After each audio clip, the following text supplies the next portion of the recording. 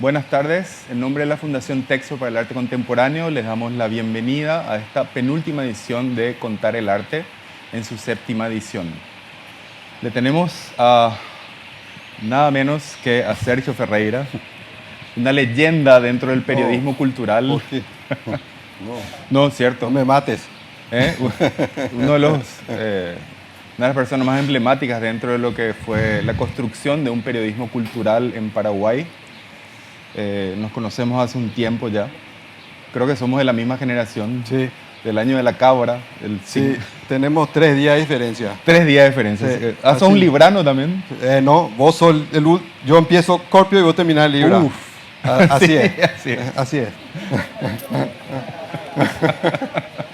Trayendo la astrología, los astros, Por supuesto. invocando a los dioses del universo esta noche, que es muy especial porque es también una de las primeras veces que hacemos una exposición que no solo atraviesa lo que es el arte contemporáneo, porque esta es una fundación dedicada a las artes visuales, pero también dedicada enteramente a la música, a la exposición. Y parte de esta exposición, obviamente, tiene que ver con un trabajo de investigación que viene haciendo Sergio desde hace varias décadas. Después van a poder ver otras partes de esta investigación, que es muy importante también. Pero bueno, yo quería empezar este ciclo y esta exposición con una entrevista a Sergio, a quien conozco como un investigador, además de periodista, sobre todo también el cine, pero también sobre todo la música urbana en Paraguay. Sergio, muchas gracias. No, muchas gracias. Realmente un gustazo estar aquí y hablar contigo. Este ciclo de charlas que realmente es un lujo, ¿verdad? Y muy contento de estar aquí. Sergio, yo siempre empiezo por el lugar de la experiencia personal. Después vamos a ir yendo a esa construcción más grande que uno hace en torno a la cultura. Sobre todo cuando estamos hablando de críticos de arte, de curadores, de investigadores. Y más que nada teniendo en cuenta que estamos hablando del rock. Y cuando hablamos de rock es, sobre todo para nuestra generación, un espacio y un lugar que en muchos casos nos salvó la vida. Y estamos hablando del rock que viene de otros lugares. Y desde ahí me gustaría escucharte un poco. ¿Cuáles fueron tus primeras experiencias sonoras con respecto a este sistema cultural tan particular que es el rock and roll? Bueno, en mi casa siempre hubo mucha música. Tengo 2 hermanos mayores. El mayor estaba al palo con el rock progresivo, todo lo que era también el rock pesado, Deep Purple, Yes. Mi otro hermano le gustaba la música disco y eso a mí no me gustaba tanto. Pero bueno, después aprendí a entenderla. Y bueno, y papá era un melómano, es un melómano. Él siempre le escuchó de todo. Música brasileña, por supuesto, porque, bueno, por sus orígenes, ¿verdad?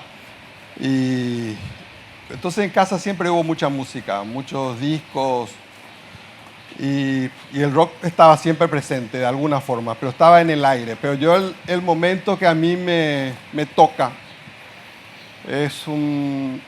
tengo fecha y todo por lo que pasó, ¿verdad? 17 de agosto de 1977. Yo me voy a desayunar, llego a la cocina y está el diario ahí como siempre en la mañana. Y veo así la tapa, murió Elvis Presley. Miro así, qué grande leyona este tipo, ¿verdad? Y estaba mamá ahí, y che, ¿quién es Elvis Presley? Es un músico de rock, me dijo. Ah, mira. Bueno.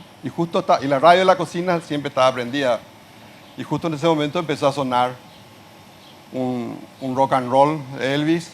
Y como que hizo así, una corriente de electricidad así de repente. Y eso fue como para mí fue importante, ¿verdad? Fue como que... Y además yo, entre mis hermanos, que tenían estilo de música diferente, yo me enganché con la música de los 60 sobre todo, ¿verdad?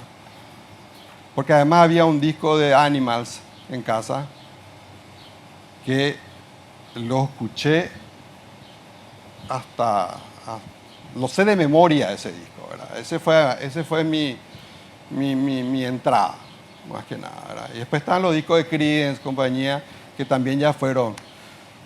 Y los Beatles también, por supuesto. Y los Beatles entraron por otra pasión que yo siempre tuve, que son los cómics. Que una tarde de intercambio de cómics entre los amigos del barrio, uno trae una versión en cómic del Submarino Amarillo. Y yo miro así, qué lindo está este. Y cambiamos, leí eso y también toda la psicodelia, esos dibujos, para mí fueron... Y después recién conocí la música de los Beatles. Conocí primero toda la imagen y después la música. Después tenía que buscar esa música en algún lado, ¿verdad? Y ahí ya me volví beatlero mucho tiempo, pero para mí los Beatles más que nada fueron una puerta de entrada a otro tipo de música. Los Beatles maníacos a veces me miran mal cuando yo digo, no, es el comienzo para mí, no es todo. Entonces así como que... Pero sí, eso. De ahí a partir de eso, y eso es lo que más me gusta a mí, es escuchar todo tipo de música. Buscar siempre algo, siempre... Y escuchar hasta que me canso. Un tiempo me engancho con un artista de jazz o con un músico de no sé, de lo que sea y lo escucho hasta creo entenderlo. Y allí cambio. Si tenemos que hacer ese maniqueísmo Cerro Porteño, Olimpia, ¿sos Rolling Stones o...? The Who. Me voy a otro lado. Bien.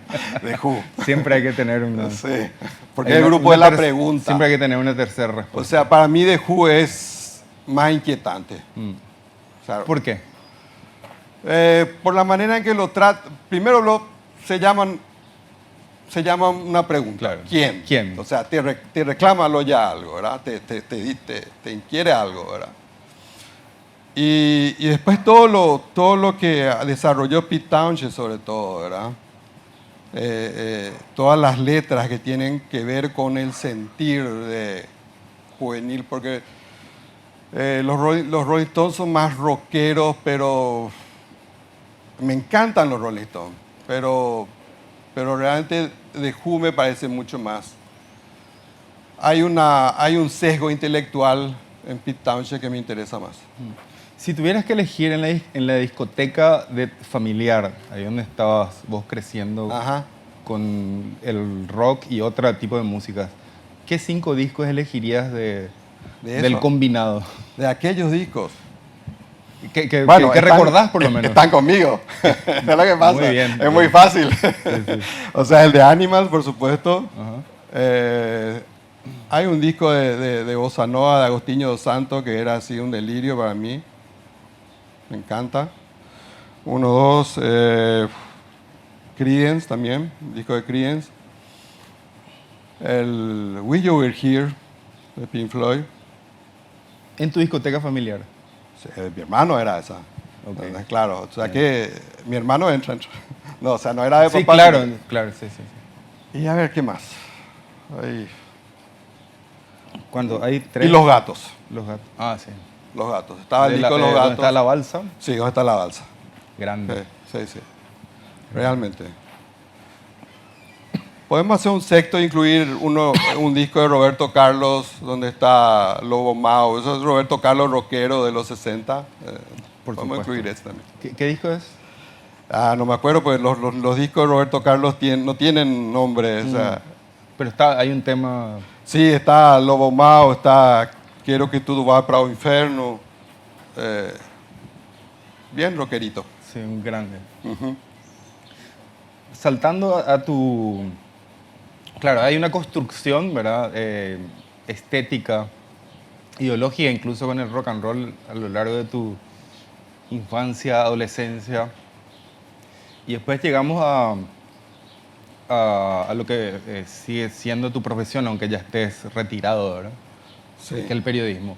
¿Cómo vos entrás al espacio de un periodismo cultural que siempre fue bastante pobre en Paraguay, siempre fue bastante pobre, no digo pobre de pobreza necesariamente, sino escaso, ¿verdad? que sabemos quiénes, hay algunos referentes, ¿verdad? Que hicieron, que hicieron un periodismo cultural. Pero ¿cómo vos entrás ahí? ¿De la mano de quién? ¿Y cómo tu interés de alguna manera va evolucionando hacia lo que finalmente termina en este corolario? Para mí era la literatura lo importante. O sea, de chico para mí era como que, o sea, contar historia era lo interesante. Y en un momento entendí que podría transformar eso en volverme periodista. Y desde adolescente empecé a practicar en diarios. Estuve en el diario Hoy, en la sección deportes, primero. Y después el sindicato de periodistas hizo un concurso de crítica de cine con la película Amadeus. Y me presenté y gané ese concurso. Y eso me sirvió para que unos años después me vaya a noticias y me presente, pues ya con la experiencia de haber estado por Hoy y con ese premio para entrar en espectáculos. Y ahí entré en la sección de espectáculos como practicante. Estuve 2 meses ahí y Jesús Rinestosa trabajaba en el CCPA, en la parte cultural. Y entonces se convirtió en una fuente para mí de todas las actividades que hacía en el CCPA. Y nos hicimos amigos. Y después de unos años ocurre el golpe, se reabre ABC y me presento ya en febrero del 89, llevo mi currículum a ABC y me toman enseguida y ahí trabajo con Jesús. Y bueno, y ahí comienzo mi carrera en ABC, ¿verdad? Y también para mí, o sea, yo de chico leía mucho arte y espectáculos. O sea, siempre leía las críticas de cine. Vivía cerca vivía en el centro, o sea, vivía cerca de los cines. Entonces siempre me iba a los fines de semana a ver alguna película que ya había leído en el diario, ¿verdad? Y también leía mucho sobre rock, sobre todo, ¿verdad? El Submarino Amarillo, que escribía Mario Ferreiro cuando eso. Pastoriza escribía El Loco de la Colina en Última Hora y leía todo eso. Y ahí se hablaba mucho de rock paraguayo, ya en la adolescencia. Y eso no escuchaba en la radio, solamente leía en el diario, ¿no? Porque no había las grabaciones de los grupos. Hasta que se lanza Música para los Perros en noviembre del 83 y yo digo, qué genial, por fin. Y busco en la radio y sonaba muy poco. O sea, era como que, eso yo lo digo en el libro, era como que, ¿qué pasó acá? ¿Por qué este no tuvo proceso esto? ¿Por qué esto no se expandió? ¿Ya te cuestionabas en ese momento? Sí, ya en ese momento ya me cuestionaba eso, ¿qué pasó ahí? Y mucho también de hacerse periodista tiene que ver con averiguar qué pasó eso. Con la investigación. Claro. Y entras después a ABC, Sí. donde estaba Ruiz Nestosa, que evidentemente es un referente. Aiguadé. Aiguadé entró después, porque Aiguadé estaba estudiando letras en Campinas y al año siguiente entra Aiguadé y Aiguadé es así, Yoda. Aiguadé Yoda, sí. ¿Verdad? Era un genio, sí. Un genio. Y es un tipo que, a pesar de sus limitaciones, era un genio, ¿verdad? O sea, y con él aprendí muchísimo. Una figura absolutamente necesaria para el periodismo cultural, para la cultura, de hecho. Totalmente, ¿verdad? Para la sociedad entera. Sí. Y hay que hacer algo en torno a eso en algún momento, ¿verdad? Sí, sí. O sea, porque es una figura eje, o sea, es un eje que es transversal encima, ¿verdad? Claro, claro. Sí. Jorge Aiguadé. Jorge Aiguadé era crítico de cine y teatro y de arte en ABC. Él estuvo desde el 91 hasta el 2002, que es el año que falleció, ¿verdad? Y sus críticas eran realmente feroces, eran completas. Implacable, Muy brillante, respetado, temido, muy temido, ¿verdad? No, pero brillante. en un momento me acuerdo que entró una persona que lo quería pegar a Aguadera. Ok. Y como Aguadera, yo estaba a su lado, ¿verdad? Y como Aguadera era parapléjico, el otro se aguantaba así para pegarle, ¿verdad? No podía hacer nada. Así. Y yo estaba a punto de saltarlo para pegarlo también al tipo si es que hacía algo, ¿verdad? Rock and roll. No, y además también Aguadé yo con él conocí Jimi Hendrix, conocí algo de los Rolling Stones, Traffic, tenía una colección de discos también muy interesante. Sí, Yoda. Era Yoda, así mismo, Yoda, no hay ninguna, es la palabra que lo queda. Sí. Tu trabajo de investigación empezó en aquel momento cuando entraste. ¿Cómo fuiste Más que, construyendo? ya empezó más, ya hacia comienzos del 2000, ¿verdad? Ahí es que realmente, bueno, hay que hacer algo, ¿verdad? Y empiezo, me meto en el archivo ABC y apenas tenía 1 hora, 2 horas en el día, así, me subía y leía todas las páginas buscando todo lo que había sobre rock. ¿Cómo era la hemeroteca? ¿Cómo era el archivo? Porque no era hemeroteca, era probablemente, tal vez un depósito, no sé. No, estaba muy bien organizado, Está bien organizado. hasta ahora. Es un archivo digital, o sea, hoy en día los periodistas a veces...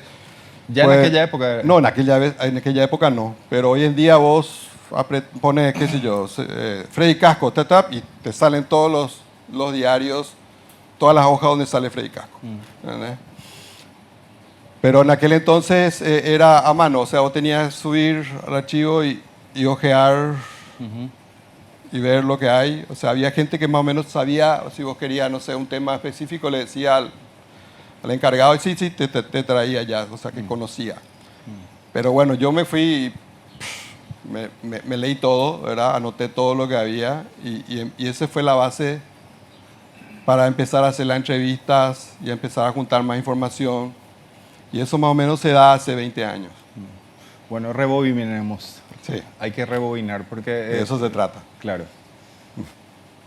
En el momento en que vos empezaste a escuchar rock nacional, vos me hablas música para los perros, ¿verdad? Que es algo que te abrió los oídos, ¿verdad? Sí. Y los ojos también probablemente, en Sí. muchos casos. Si podés volver a contar esa experiencia y de ahí en más, cómo vos te insertaste o te incluiste o descubriste una escena de rock paraguayo. Incluso te estoy diciendo desde antes de Música para los Perros a después. ¿Cuál fue tu construcción de la historia del rock? Y a través del periodismo, a través de los diarios. Sí, pero en esa época, antes que seas periodista. Más todavía, no, sí, de esa época te digo, porque leía mucho El Submarino Amarillo, ¿verdad? Y leía todo lo que salía. Se publicaba mucho sobre rock paraguayo, sí. Se publicaban los comentarios, los periodistas José Luis de Tone, Marcos Álvarez, Juan Pastoriza, Oscar Torrens, o sea, cubrían los conciertos. ¿Verdad? Y en casa siempre se compró diarios. O sea, eso es importante. Y también había de repente en algún programa en televisión. Yo a Pro Rock no lo vi en vivo, lo vi en televisión. Y eso veía también. O sea, de repente había alguna actuación de algún grupo que veía. Y después, ya unos años después, porque te estoy hablando de 15 años, cuando más o menos a partir de los 85, tengo 17 años, empiezo a ir a los conciertos. Y ahí empiezo a curtir, digamos, como público. ¿Tu primer concierto? Un primer concierto importante, uno de Nash y Onda Corta en el Ciudad Nueva, marzo del 85. Y después festivales que hubo, ¿verdad? el Festival de la Década, el 1 de marzo en el 86, y varios así. ¿Te tocó Roxanne ver? Sí, claro, por supuesto, Roxanne de cabeza. Estuve allí, por supuesto, totalmente. Estuve ese sábado, me aguanté esa lluvia, me quedé toda esa noche. Samber era un rock and roll esa noche, ese Woodstock. sábado. Totalmente. Claro, Woodstock porque había barro, Claro, había claro, llovido. claro. No, pero toda la ciudad era. Toda la ciudad. Sí. Toda la ciudad. Todos lados había gente. Era una fiesta total. Era. ¿Vos en ese momento estabas ya trabajando como periodista, estabas estudiando? No, estaba estudiando comunicación en la Católica. Sí. Sí. ¿Y cómo viviste el periodo que te tocó vivir, así como adolescente y como joven, con la escena del rock and roll en Paraguay? La escena del rock en general. Que es más amplio que el rock and roll, me parece. Sí, es verdad, realmente. Y para mí era algo vital, ¿verdad? Para mí el rock era algo vital, no estaba en mí. Yo tenía que hacer eso, o sea, construir mi personalidad en base al rock. Suena medio alienante, pero es así, o sea, como que me dejé el pelo largo, usaba vaqueros rotos, era rebelde, todo eso, o sea, tenía que ver conmigo eso. Viste que acá no pasamos por el punk, o sea, hay un punk, pero retardado. Sí. Acá fue así de la música progresiva al metal. Sí, claro. ¿Cómo viviste vos eso? ¿Cuál es tu análisis en todo caso con respecto a eso? Porque el metal de alguna manera es una contestación también es como un grito de rebeldía, por más que a lo mejor en otros países es diferente. Claro. Por acá el punk no pasó históricamente, por lo menos, ¿verdad? Y porque no tenemos una cultura obrera, ¿verdad? Claro. Más que nada, no hay una cultura urbana obrera, ¿verdad? Y el metal sí entró hay una conexión con el sonido progresivo. O sea, vos tenías un Led Zeppelin, un Deep Purple que ya sonaba y eso se conectaba directamente con el heavy metal, con Iron Maiden y después con Metallica y compañía, ¿verdad? O sea, había como una cosa, había una conexión ahí. El punk entró de una manera muy rara en Paraguay, el único país que habrá sido así, que los funcionarios bancarios reclamaban subas salariales y entonces decidieron asistir a trabajar sin corbata, con camisa así normal, nomás, común y corriente, y no sé a quién, si a la prensa o a alguien se le ocurrió llamar a eso la moda punk. Okay. Y así entró el punk en Paraguay. O sea, la palabra punk entra así.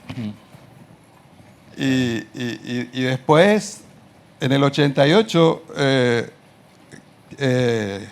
Felipe Vallejos, que era guitarrista de Rawhide, que había vivido en su infancia en Alemania y había conocido el punk y todo eso, es como que dice, necesitamos un grupo punk acá. Y forma Caos, ¿verdad? Con su novia entonces, con sus amigos y arman el grupo. Y después, en los 90, ya vienen Enemigos de la Clase y Rabia Callejera, porque el caso de Caos era como una cuestión como didáctica, como decir, miren, esto es el punk, así tiene que ser el punk, ¿verdad? Y en cambio lo otro, sí, ya Rabia Callejera, ya Enemigo de la Clase, eso ya era un punk. Rebobinemos un poco más Dale. atrás, porque vos me decís que, volviendo otra vez a ese disco seminal que es Música para los Perros, ¿cómo convive ese tipo de rock, incluso RH positivo, con el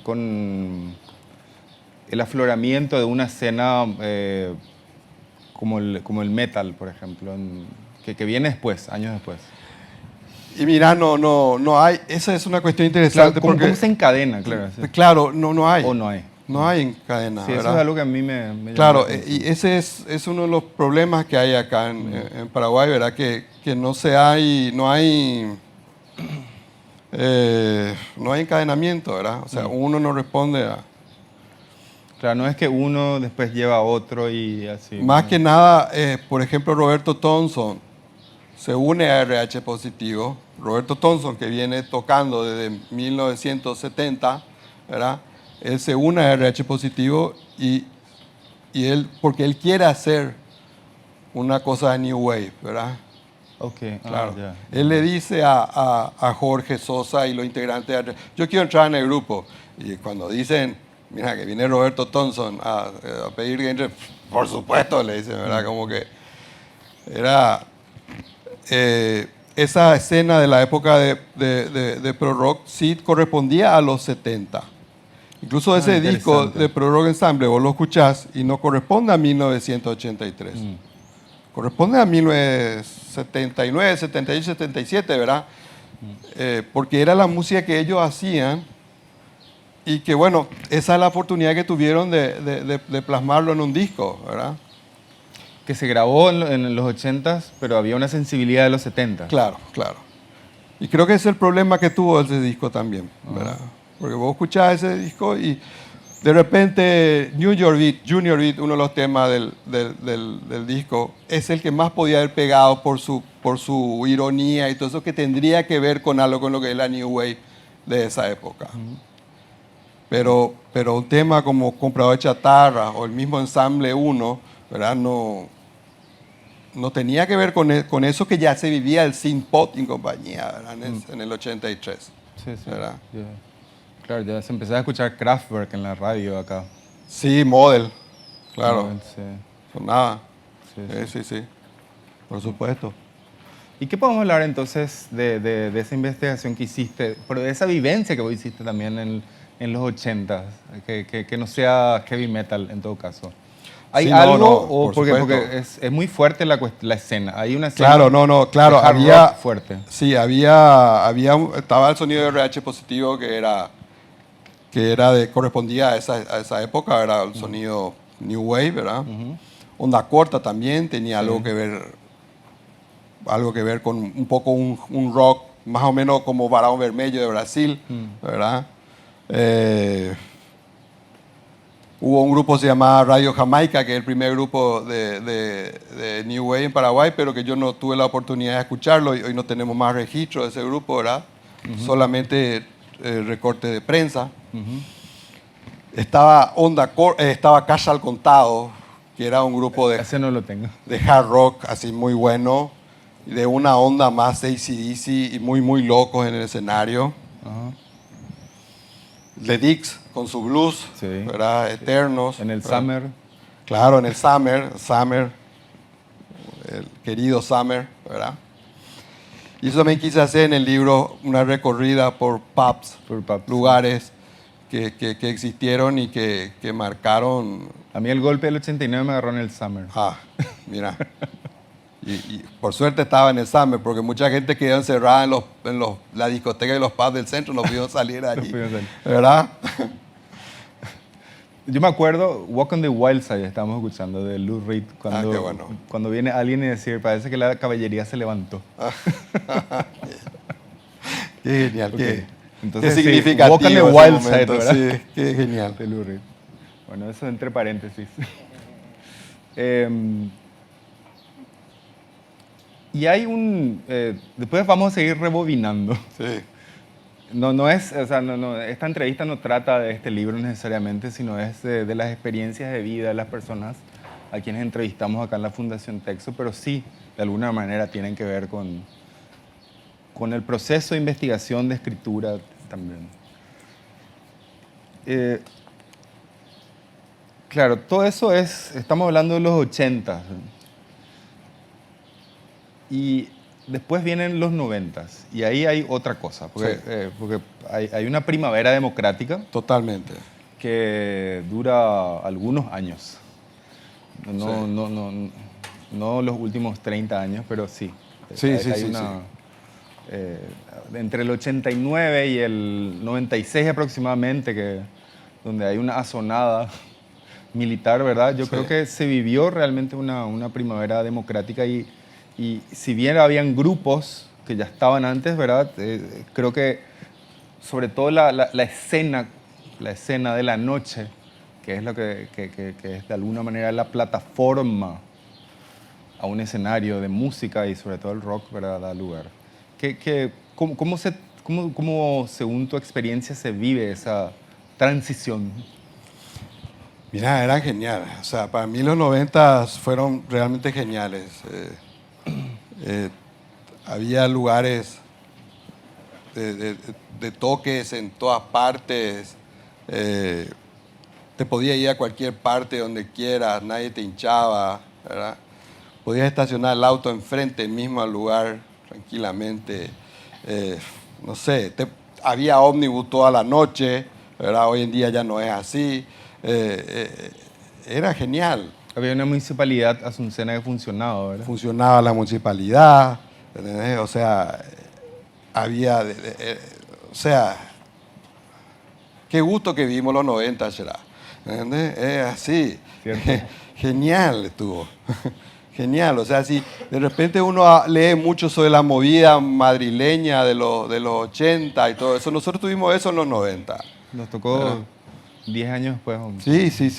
Nos tocó, claro, como ellos también salieron de una dictadura y se liberaron, nosotros también nos pasó lo mismo.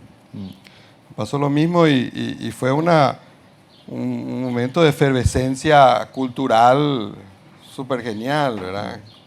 Y de todo tipo, teatro interesante, literatura también, o sea, de todo. En la música, ni qué decir, ¿verdad? Y con respecto más allá de la escena, con respecto a la producción musical, ¿qué me puedes decir de esa época? Y muy variada, muy variada. Ahí sí tenemos, o sea, hay un rock alternativo de los 90, hay grupos muy locos también, después viene la movida de antes, y también se desarrollan en los 90, siguen haciendo muchas grabaciones, o sea, hay el metal era súper fuerte en esa época, creció bastante, comenzaban los punk también, estaban los metalódromos, que así le llamaban los perros a los lugares donde había toque de metal, ¿verdad? Había mucha variedad, mucha variedad.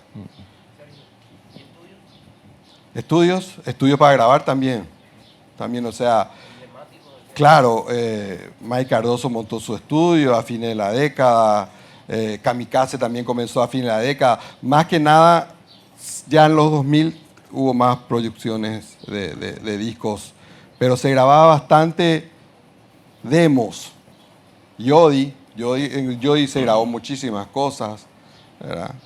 En lo de Luis Álvarez también. O sea que había estudios donde grabar, pero no siempre se podía editar los discos, ¿verdad? Eso es todo un tema. Pero sí había una circulación de demos, de cassettes, que fue genial. Que eso fue como una especie de...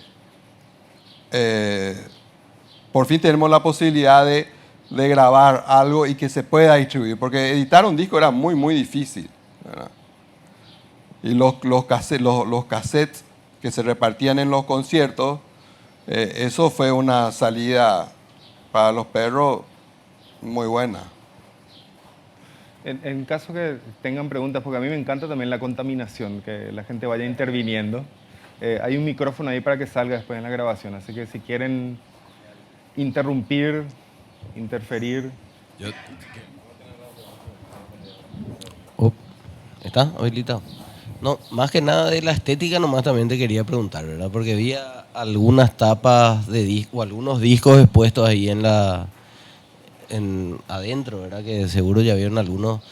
¿Habían algunos personajes característicos que se encargaban de trabajar con la estética de los diferentes grupos o cómo era eso? Sí, yo creo que sí, o sea, y variaba, porque a veces de repente los mismos integrantes del grupo hacían su propia tapa, ¿verdad? O su propio afiche. Hay algunos afiches que están allí que ponemos que los mismos músicos trazaron, ¿verdad? Y también las tapas. El disco de Prorogue Ensemble, por ejemplo, es una pintura de Saúl Gaona. y el simple de Pro Rock, o sea, yendo hacia atrás, rebobinando hacia atrás, ¿verdad? El simple, el dibujo es de Antonio Jara, el cantante, y el LP es el óleo que tiene el perrito con los auriculares, es de Saúl Gaona. El integrante de Pro Rock Ensemble, el líder del grupo. Y el otro hizo el cantante. Era gente que trabajaba en publicidad también. O sea, muchos que pasaron por los estudios de publicidad hacían también las tapas de los discos. Pero No sé si era el perro de Saúl, no sé si es un perro imaginado, no sé. Habría que preguntarle, interesante. había escuchado la historia que era su ojalá. perro, que era una foto pintada. Tu caso no era el de Víctor RCA. No. Yo tengo que aprovechar que están ustedes dos sentados ahí y simplemente meter dos palabras al medio y a ver qué ocurre, decir circo bizarro, ¿no? ¿Qué anécdotas hay entre ustedes? Sí o sí se... No, hay anécdotas que no se bueno. pueden contar. Bueno. Así que, ¿qué va a hacer? Circo Bizarro, no sé, decí vos, Ah, vos sos no. el crítico. Circo Bizarro era genial, ¿verdad? Entraba y era la sala de la abuela. O sea, vos veías ahí todos los muebles, todos los retratos ovalados, pero Solo que la abuela eran los hermanos Casco, ¿verdad? sí, pero la música que tenía era súper moderna, era súper genial. Y al lado tenía un espacio que era nuestro CBGB paraguayo, ¿verdad? Donde se decían los toques, ¿verdad? Y allí tocó Café Tacuba una noche, ¿verdad? Y el baterista de Redonditos de Ricota también. También. Que se estaban yendo a Bolivia y pararon acá en Paraguay, se estaban yendo en micro a Bolivia. Y dijeron, necesitamos unos mangos, loco, me dijo. Ah, mira. ¿Viste como el meme ese? Ayúdame, loco. Y tocaron ahí. Bueno, pero era nada menos que un grupo de blues. Bueno, entre otras, mil cosas.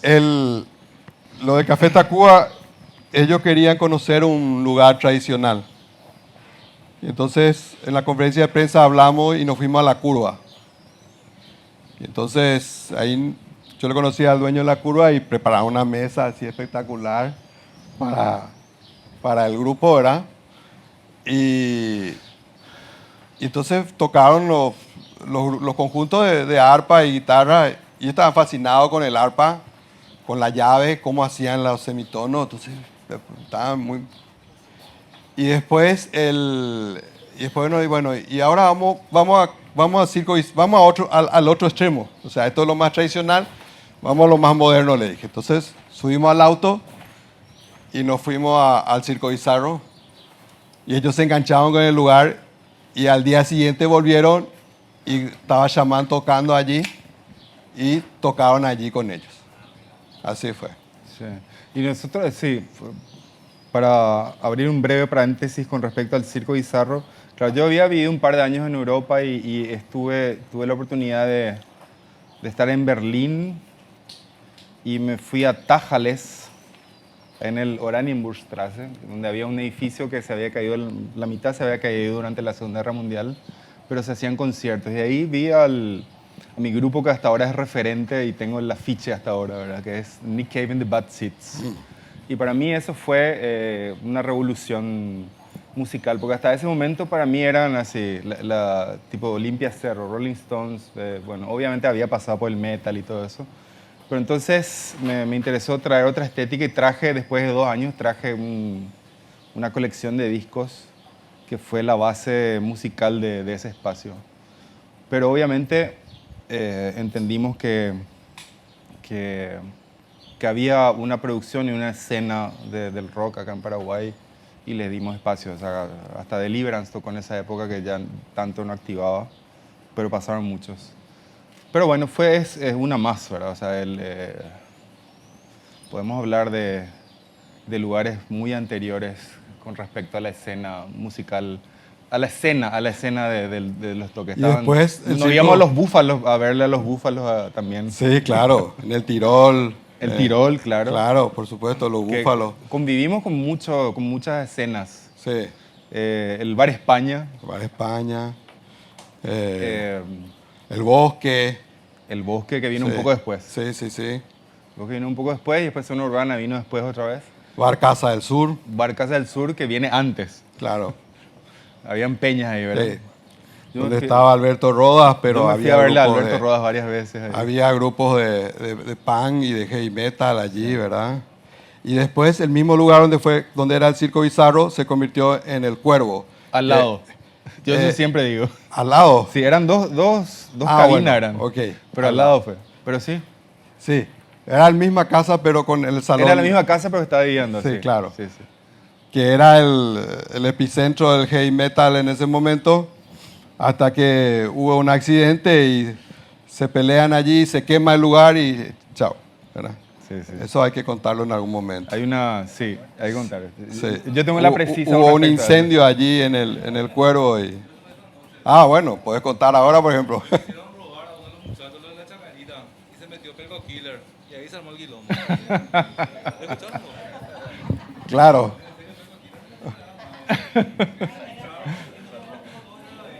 Pedro Killer era un personaje especial de la escena metalera. Un pirómano prácticamente también, ¿verdad? Pero bueno, Genial. era un capo.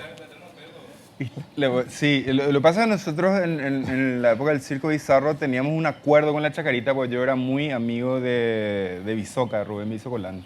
Entonces siempre antes o después de abrir o cerrar el Circo Bizarro yo me iba a farrear ahí a la Chaca, ¿verdad? Entonces me conocían un poco y teníamos descuentos especiales para la gente de la Chaca. Entonces nunca tuvimos tantos conflictos, pero sí, yo sé que era una zona que se estaba complicando un poco, que tiene que ver un poco también con la ruptura del tejido social que se dio después del 96, con el tema el intento de golpe de Estado y la caída de los bancos. Y yo creo que ahí el tejido social se fue deshaciendo y se perdió Sí. también. Se perdió, yo creo que ahí se perdió la democracia. Y sí, Es un poco fuimos, fuerte, pero sí. fuimos yendo en caída. Sí. Claro, así mismo. Pero no así la música, que siguió creciendo. Claro, claro. Y la escena de las artes visuales y el Claro, teatro también fue llegamos a mitad de los 2000 en que es el apogeo del rock paraguayo, ¿verdad? creciendo. Con los grandes festivales que se hacen Sí. Ajá. y los discos que se editan. Entonces, entre 2005, 2006, 2004 y 2006 Ajá. es realmente en que la escena tiene mucha fuerza. Sí. Y hay mucha difusión, completo eso. ¿Y cómo viene toda esa escena de los, de los 80s, 90s y se inserta en el 2000 antes de pasar a las nuevas generaciones que están produciendo ya a partir de los 2000 otro tipo de música o... Claro. Y mira, en un comienzo como que no hay conexiones, pero después las conexiones son un poco más,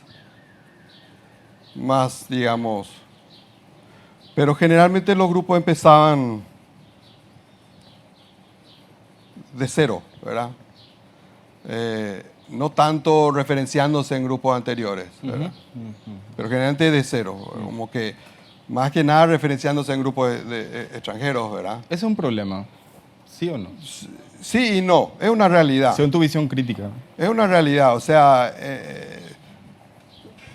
es un problema que tiene que ver con la sociedad paraguaya de que nos cuesta hacer historia. Nos cuesta hacer seres históricos en Paraguay. Es rarísimo eso decir, pero es así. ¿Y eso tiene que ver con el reconocimiento de los maestros, de los que vienen antes? Tiene que ver con una cuestión de una sociedad conservadora y autoritaria, ¿verdad? Ajá. En que hacer procesos es revolucionario. O sea, es muy... Si uno empieza a atar las cosas, como que la sociedad se va a desarrollar mucho mejor. Y entonces vamos a crecer, ¿verdad? Y entonces es como que a la dictadura no le interesaba que crezcamos, ¿verdad? O sea, el chico que creció en los 80 y los 90 no sabía casi nada de la Operación Tijera, por ejemplo, ¿verdad? Y cosas así. Y eso, como que nos cuesta registrar las cosas. Los mismos medios no tienen un archivo muy bueno. Y ese es un problema. De repente hay alguien se le ocurre en un medio, un jefe dice, no, esto ya sobra todo. Y tira un montón de registros importantes y se quema la historia allí. Ese es un gran problema. Aquí el señor quiere hacer una pregunta. Sí, no creo que así más se escuche igual. Estamos, como estaban hablando, siguiendo un poco ¿verdad? De toda de esta crecida entre los 80 y los 90 y el tema de la creación de los nuevos grupos. Es también creo que un factor que en esa época como que se empezó a dar también mayor visión y mayor difusión en los espacios para que la gente pueda ver que acá se estaba haciendo algo, ¿verdad? Como decía, muchas veces muchos grupos se inspiraban en grupos de afuera y creo que a partir de mi generación, que más o menos ya es la generación del 2000, es como que empezamos a ver que había como mucho más material, muchas más cosas de grupos que estaban haciendo cosas acá, entonces uno podía de alguna manera identificarse mucho más cercano a eso. A diferencia de, para conocer otro grupo, uno anteriormente tenían que pasarles discos o tenían que pasarles cassettes, o sea, era todo muy en el trade, todo en el intercambio, era como mucho más hermético. Y los medios de difusión, ¿verdad? Que en este caso las radios piratas, algunas que otras FM, como que empezaron de alguna manera a llevar grupos, no solamente los grupos que estaban en la órbita, en las escenas underground como el metal y eso, sino diferentes otros proyectos, ¿verdad? Y eso un poco, como eso fue también acompañando eso y generó ese despertar que dice ahí, ese tope alrededor del 2004, 2006, que termina más o menos con estos festivales grandes, de donde empezaron estos grupos nacionales a tener mayor difusión, ¿verdad? Sí, claro. Se van haciendo los procesos hasta llegar a ese punto, ¿verdad? Y también el rock se convierte en un buen negocio para ¿verdad? Para los inversores, ¿verdad? Aparece un mercado Aparece un mercado, importantísimo. claro, que después cambia. Los O sea, festivales son un negocio, porque empezamos Evolución 2000 y todo eso. ¿Eran negocios o eran plataformas de difusión más que nada? yo creo que más plataforma de difusión, ¿verdad? O sea, para la radio era para Radio 1 de Marzo era una forma de posicionarse como radio, ¿verdad? O sea, en ese entonces 1 de Marzo, que era la radio que organizaba esos festivales, era la radio principal de eso, ¿verdad? Y entonces es como que se posicionaba, tenía las marcas, o sea, más que nada. Y se cambia la onda a partir del 2006, entra la cumbia pop, la cachaca pop, y entonces Ahí es negocio, ahí es otro negocio. otro negocio. Claro. Sí, y a partir de los 2000 evidentemente aparecen el rock, así, se cruza con otros lenguajes, se cruza Sí. con otros deseos, con otras posibilidades, con otros tipos de mercado. Y en Paraguay empiezan a aparecer también otras cuestiones, ¿verdad? O sea, grupos que si hablamos hoy día, ¿verdad? Decimos el ska apareció en los 70, ¿verdad? Pero aparecen Claro, grupos...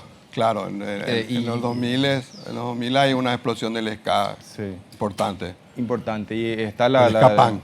Sí, el ska punk. Sí. Entonces, ¿cómo describirías la escena del siglo XXI, de los comienzos hasta hoy? Bueno, y fue cambiando bastante, o sea, claro, nosotros empezamos muy alto con el rock, ¿verdad? Después va entrando, va como decae otra vez y después hay una nueva escena indie, que es la que tenemos ahora, ¿verdad? O sea, yo creo pero sí hay mucha variedad de música. Y eso me parece interesante. Y también digamos, hay más posibilidades de posicionar tu música. O sea, vos tenés internet hoy en día que podés proyectarte, ya no necesitas un sello discográfico como antes se necesitaba, ¿verdad? Pero lo que yo creo lo más importante que lo que haría realmente a la escena rockera avanzar es que se unan y que se unan como músicos y avanzar como grupo como colectivo, digo yo, ¿verdad? No Porque- solo como mercado. Claro, porque si Porque depende. hasta ahora hay una unión, Claro, hay un porque si colectivo, pero está depende de ligado al las mercado. marcas, pasó lo que pasó con los festivales Pilsen Rock, ¿verdad? O sea, bueno, cortamos con el rock y los perros se quedaban todos colgados, ¿verdad? ¿Entendés? Pero entonces, la unión es lo que podría hacer que la escena vaya adelante. Este libro, si bien se lanza este año, ¿verdad? ¿Se puede hablar todavía que existe el rock en Paraguay? Así como, Sí, digamos, hay. digamos como escena, no como grupo. Yo sé que hay grupos y hay grupos muy Sí, buenos. sí, hay escena. Es un país, yo digo, sostengo, no es un país rockero, eso es así, pero hay una escena rockera.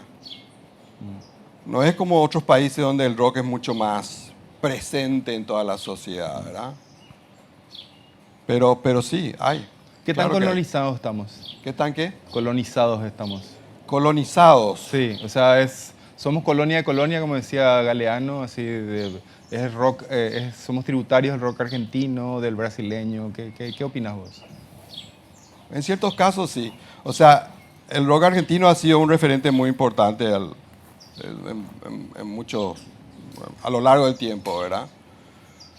Y los grupos siempre han comenzado queriendo ser Metallica, The Cure, queriendo ser sus referentes angloparlantes, digamos, ¿verdad? Sí. Pero de todas formas sí, es colonizado, pero también es cuando empezás a escribir tu propia canción y empezás a hacer tu propio sello, entonces allí te despegas y avanzas. ¿Verdad? No es lo mismo el Deliverance de 1989-90 que el Deliverance de Sangre Fluye. Ahí hay un avance. O sea, hay un despegue ya, hay un lenguaje propio. Y haciendo finalmente, porque me gustaría que también el público contribuya no solamente a las preguntas, sino también a darnos información, porque esto es esta exposición, si bien está ahí, es como la plataforma, ¿verdad? Es algo que es un work in progress, digamos. Sí. Pero vamos a hacer algunos saltos que tienen que ver ya con el libro, ¿verdad? La Baby Jazz Band, los 60s, los 70s con estas orquestas estables y eléctricas que empezaron, me acuerdo, no sé si... Pero alguien me contó, por ejemplo, a Bruno Masi tocando Deep Purple, ¿verdad? En los Tommys. Los Tommys. Hay que preguntarle a Toti allá en el fondo si Bruno Masi tocaba. No. No. Ahí está. Él que era su compañero en el grupo. O sea, todo bola. O sea, pero no, todo bola es muy fuerte. Pero es parte de la leyenda urbana. Yo escuché, cuando yo laburaba como ordenanza en los 80, sí, ¿verdad? Que me hablaban de Bruno Masi tocando el Hammond. Es mentira. Me encanta. Murió Sí. así Sí, de sí, un sí. tiro. Bueno, muchas leyendas hay con respecto al rock. Ah. O sea, hay muchas cosas así. Chester Swan, Chester Swan. hablemos de él. Chester Swan es un referente importante en el rock en Paraguay, ¿verdad? ¿Por qué? ¿Cómo? ¿Y por- cuándo? Para la gente que no conoce mucho de esa leyenda. Porque él era un rockero de alma, ¿verdad? Era un tipo anarquista, libertario, y contribuyó muchísimo a esa escena de los 70, ¿verdad? Y después en los 90 incluso era un referente muy importante para los chicos que iban a visitarlo en su casa, Y no era solamente rock, era libros, era de todo un poco, ¿verdad? O sea, todos los chicos de Luque, por ejemplo, que después hicieron rock, pasaban por la casa de Chester en algún momento, ¿verdad? Era una figura señera, muy importante. Armaba festivales, o sea, por ejemplo, con los Aftermaths armó un festival en el Jardín Botánico en el 73, ¿verdad? Y le pintó a los Aftermaths su Hammond, ¿verdad? Con pintura psicodélica. Eso también hacía, él se dedicaba a pintar discotecas, entonces se armaban así. Yo me acuerdo, había una disco que estaba en Carlos Antonio López, casi Colón, que se llamaba Estudio 55, uno más que el de Nueva York, ¿verdad? Y bueno, y ahí las paredes, estaba así todo Star Wars. Chester pintó Star Wars en las paredes. ¿Ah? Javier Palma debería Qué saber pena que eso, no Javier quitábamos Palma. fotos de esas cosas. Che. Sí, ¿verdad? ¿Queda algún ¿Ah? rastro de esos Nada, murales? nada, solamente los recuerdos. Yo en todo caso quiero los murales de la curva. Sí, también. Volviendo a este libro, ¿cuál es el sentido de este libro en el año 2022? ¿Hasta dónde llega esto? O sea, Qué pregunta. porque acá yo veo como un gran epílogo que a lo mejor lleva mucho, ¿verdad? Porque digamos que el semillero del rock, ¿verdad? Que empieza con la Baby Jazz Band y después y la época de oro, si podemos llamar. Para mí el libro es una necesidad que yo tenía.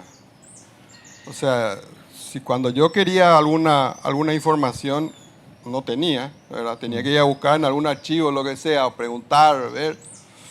En ese momento yo quería que exista un libro así, ¿verdad? Y entonces me dije en un momento, bueno, voy a hacerlo yo. Si no hay, lo hago yo, ¿verdad?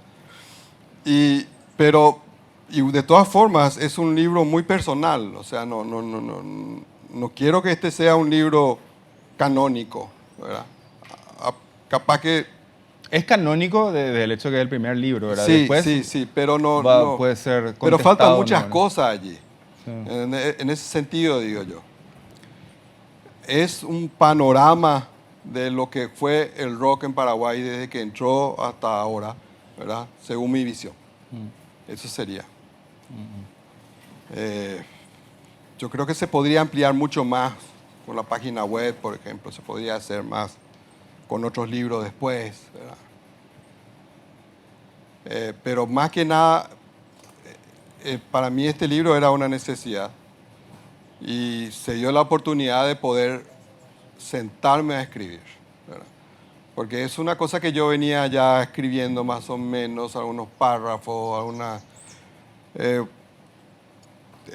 Freddy estuvimos juntos en la revista Wild, ¿verdad? Y yo ahí escribía sobre los discos de rock paraguayo, ¿verdad? Durante unos cuantos años. Sí, y eso también era ya pensar este libro, ¿verdad? Y sí, algunos párrafos que fueron publicados en Wild están aquí en este libro, ¿verdad? Y cosas así. Para mí es una necesidad, en eso tenía que hacerlo. Si tuvieras que hacer una conclusión que no está acá, con respecto al ahora y al futuro, al presente futuro de la escena o del rock en Paraguay, ¿qué imagen se te viene? ¿Qué reflexión se te vendría? Yo tengo una visión esperanzadora porque veo ahora hay muchos grupos que están tocando, ¿verdad? Hay una escena indie que se está gestando y están grabando, eso es importante. O sea, se sube directamente ya a la plataforma. En Spotify hay muchísimos grupos paraguayos. De repente tienen pocas escuchas, pero pero están allí. O sea que vos, si vivís en Croacia y de repente agarrás, mira, esto es Paraguay, y escuchás, ¿verdad?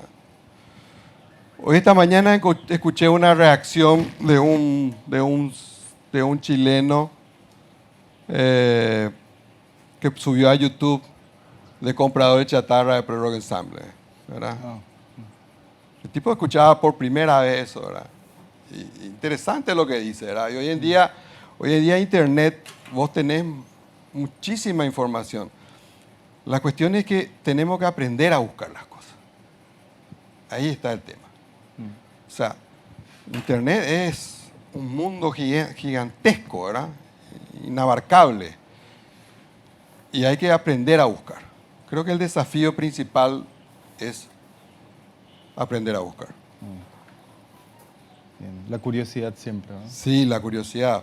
O sea, eso también es un problema. Eso justamente estaba hablando hace poco de eso, ¿verdad? Bueno, hoy en día,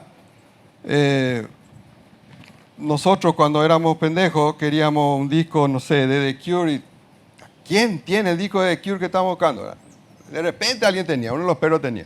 Hoy en día agarras tu teléfono y tenés toda la discografía de The Cure así. Pero ¿qué pasa allí? Nosotros teníamos el deseo.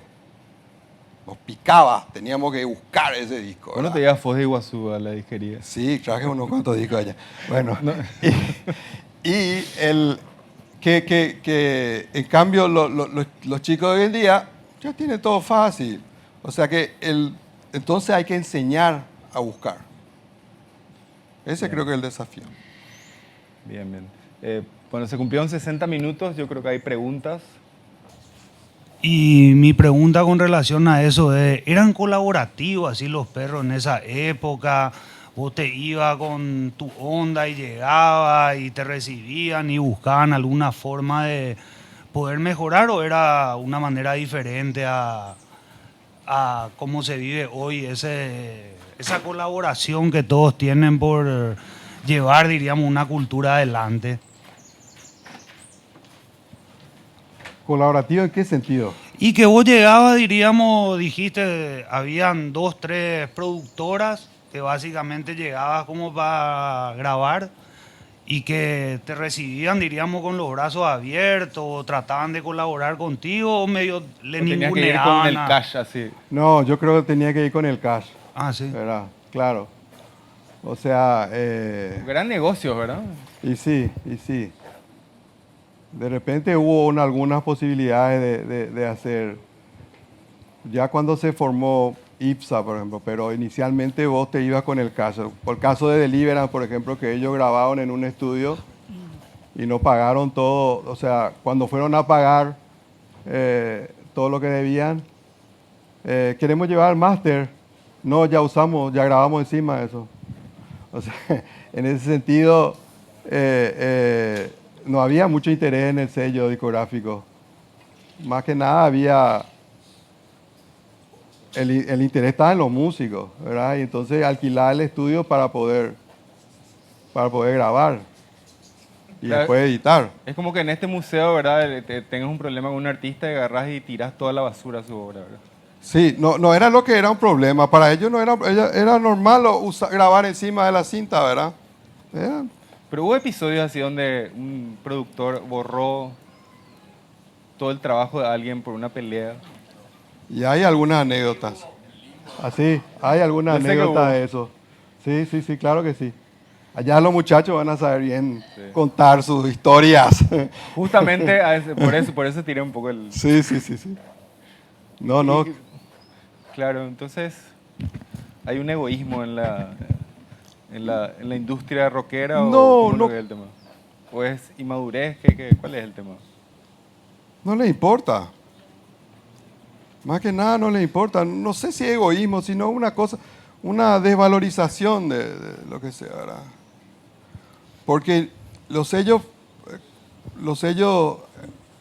tradicionales, ni en la música tradicional paraguaya invertían bien.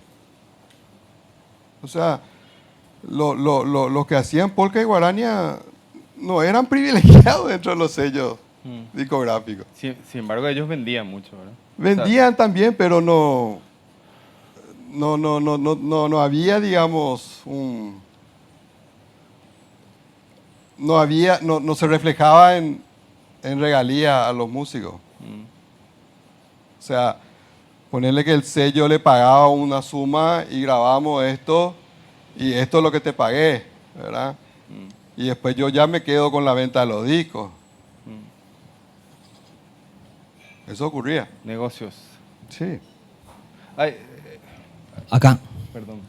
Bueno, siempre, digamos, el disco de Pro Rock Ensemble como que tiene el mote de ser el primer álbum del rock, pero obviamente hubo cosas antes, pero a lo mejor nadie le va a sacar ese mote porque a lo mejor es un proceso, una escena que culminó en ese álbum.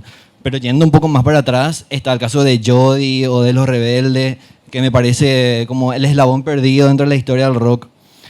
Y que hablando un poco a ver, con los chicos X, por ejemplo, que encuentran una influencia así directa de X con Jody por el estilo de música que hacen.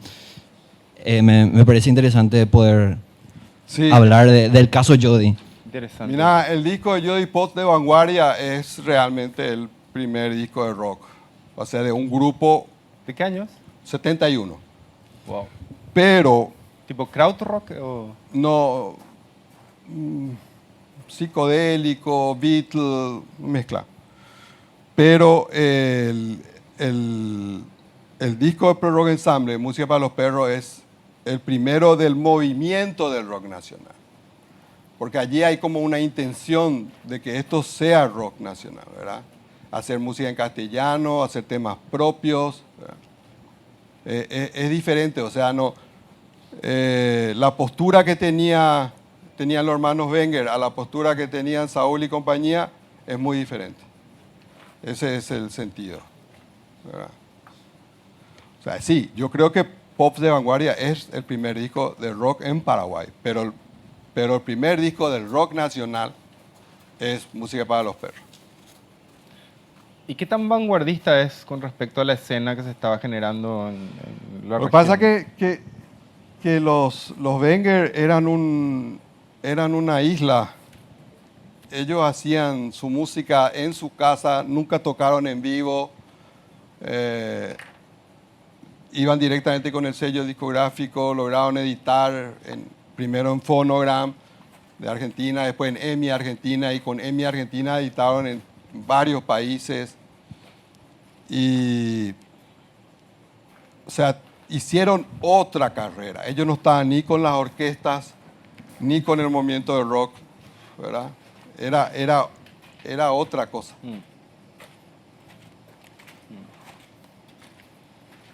¿Otras preguntas? Pensé que se me cayó el micrófono. Mavi. Hola. Algo que yo siempre me pregunto es que cuando se habla de identidad y para que la gente entienda qué es lo que es identidad, y siempre también te pregunto por qué la música paraguaya en cuanto a rock o pop no se vio afuera. No sé si tiene que ver con esa unión de la que hablas, porque me acuerdo cuando hablamos de este documental, no sé, Rompan Todo, por dar un ejemplo. ¿Por qué no existe Paraguay? ¿Por qué nunca hablan de Paraguay? Ni una sola banda nunca. O sea, ¿cuál es el problema? Bueno, el problema es que no existe una industria cultural que nos proyecte, ¿verdad? O sea, no existían esos sellos discográficos como sí existían, como sí existen en Argentina, en México, que son los principales polos que se tocan en ese documental, ¿verdad? Aparte está Brasil, que no aparece en el documental, y compañía, ¿verdad? O sea, nosotros no tenemos una industria discográfica que nos respalde. O sea, ¿Y no nos compramos? ¿Mm? ¿No nos compramos? Y también un poco eso, pero también nuestro mercado es muy pequeño. Eso es lo que pasa, ¿verdad? Sí, sigue siendo todavía pequeño. Sí, ahora hay Ahora más. ya nos compramos. Claro, eso sí, claro, no. Claro, cuando comenzó Kamikaze, por ejemplo, se vendían los discos, vendían bien. O sea, era un negocio. Claro, O sea, ahí era un sí, mercado. Sí, sí. Pero, por ejemplo, el caso de Aftermath, ellos editaban sus discos acá en Paraguay. Ellos primero probaron editar en Argentina o Brasil. O sea, ellos hicieron simple en Philips, en CBS y en RCA. Pero por lo visto no tuvieron el éxito.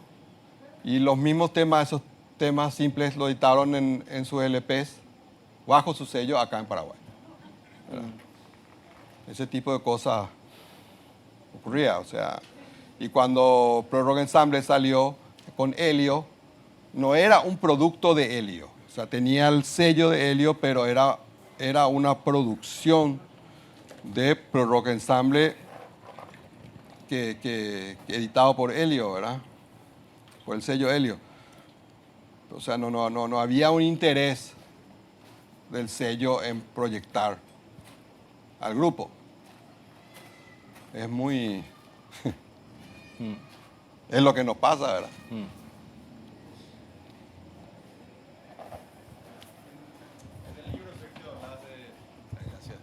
En el libro, Sergio, hablas de la figura de Paraná, el famoso toque de Paraná con los Beatles. El hecho de Alberto Luque medio le rescindió el contrato de los Beatles a 3 semanas de que salga Love Me Do, ¿verdad? O sea, hay una especie de quijotesca o Forrest Gumpesca figura del paraguayo músico en el mundo, Sí. afectando grandes hitos musicales, ¿verdad? Y Claro. vos hablas del rejunte como una necesidad, ¿verdad? Como una cuestión de...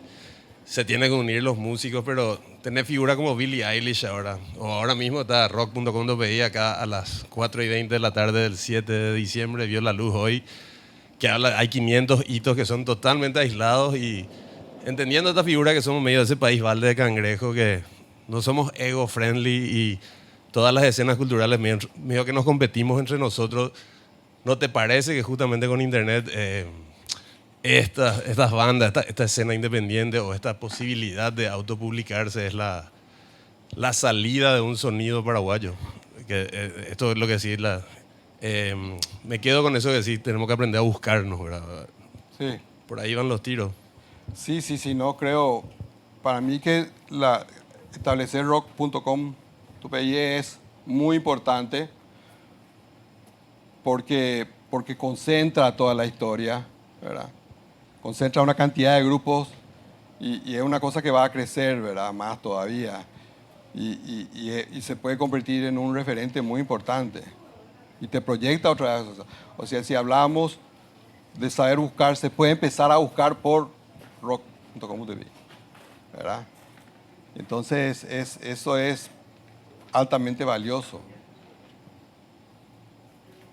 No era un chivo a rock.com.pi, quiero aclarar, pero era así para mí la importancia de esta o sea, yo creo que la palabra que vuelve y que este proyecto nace ya, bueno, creo que desde que le escuchaste a Elvis en tu cocina, en cuanto a lo que es ese libro y todo, pero la necesidad o la palabra de sistematización me parece que es una necesidad de contagiar en cualquier ámbito que exista, no solo cultural, ¿verdad? O sea, existe una carencia de huella colectiva entre todos, ¿verdad? O sea, Sí. hasta este momento teníamos como que el registro de la música desde un lugar más, desde una memoria selectiva de los propios autores. Y de acá en adelante estaría bueno ver qué ocurre entre versus opinión contra diálogo y no debate y tratar de ver a dónde va la siguiente escena.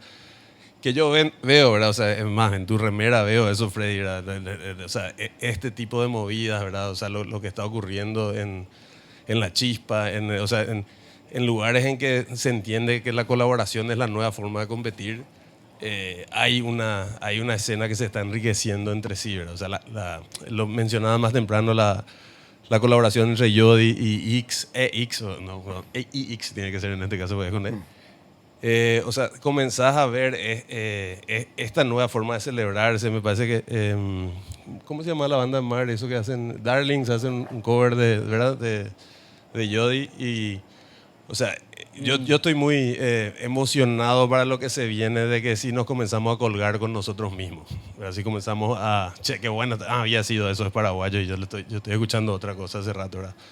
Un poco lo que decías vos, la inspiración al impuesto nomás de los países vecinos, ¿no? Es, No sé si quiere una pregunta. Sí. contestó ya. Autocontestación, ya está. No, pero Tiro el micrófono. Pero es importante eso que decís, Esteban. Yo ahora, claro, en estos días me enteré que había, claro, que había un grupo, una banda que estaba haciendo covers de Yodi.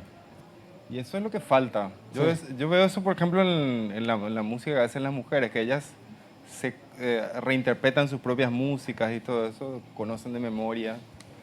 Y que aparezca esto, ¿verdad? Que alguien interpreta un grupo mítico como Yodi, Claro. te gusta o no, y que reinterprete, que no es que haga un cover de Yodi, ¿verdad? Es una reinterpretación ya traída al Hay un siglo grupo XXI, ¿no? de hace unos años, Sucios y Desprolijos, que ellos empezaron a hacer las versiones de los grupos anteriores.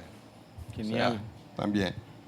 Y Yo no me arrastro de Chester. Tiene ya varias versiones.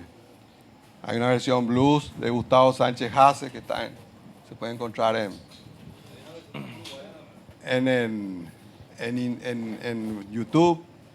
Y también ahora Dominique Bernal también está grabando una nueva versión que va a subir dentro de poco, de Yo no me arrastro. ¿Ah? Y sí, o sea, hay intentos de ir atando cabos. Parte igual es cierto también. Grabó en su segundo disco, hizo un tema de Deliverance, claro. Sí, los metaleros también ya grabaron tema de Rawhide, de Corrosión creo que también. O sea, hay algunos casos.